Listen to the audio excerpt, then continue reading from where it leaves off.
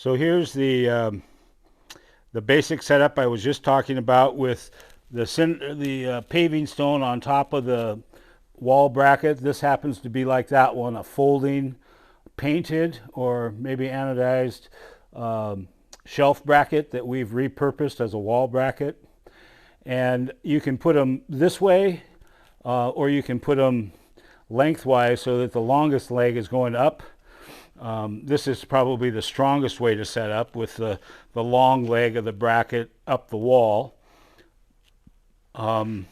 Here's what that looks like as it goes along. You can see the curlicue it's going through. Here's that other brace that I was showing you with a cinder block, and you could have the half cinder block you can buy at Home Depot or whatever. And this setup with the holes that you would drill through that are high on the little brace makes the top of the inside of that cinder block very close to the bar, which means the bar is not going to move much more than a 1/4 inch. And so it's not going anywhere.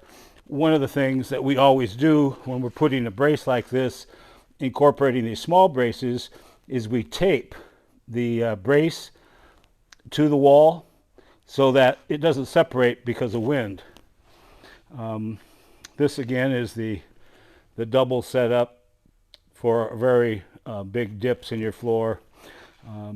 This is again my favorite setup because it's screwed down to the concrete. You have to use a concrete drill bit or a masonry drill bit to tap the holes, a bit smaller than your screw, of course, and then just screw it in like you would any screw. And this is very substantial, and these are stainless steel braces here, so they're not going to rust either. So there's the setup that you can do without any black flex units, and that's much less expensive for you if you have a flat enough floor. So that's kind of the trick there. That's the basic walkthrough on those bits on how to set up.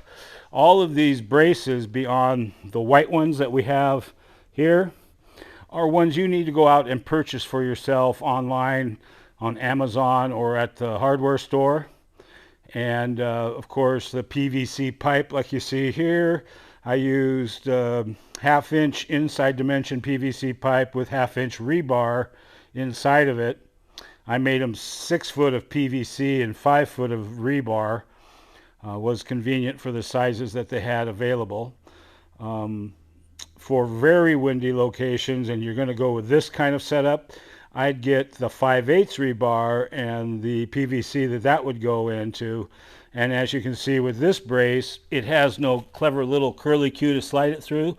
So I've used a zip tie to zip tie the weight in place on the bracket. You don't want that sliding around in there. That could unsettle the weight distribution and cause a failure to flip a wall over. I think that's it. I'm sure there'll be more, and we'll probably come up with some other ideas, but check for us on miceout.com. Cheerio.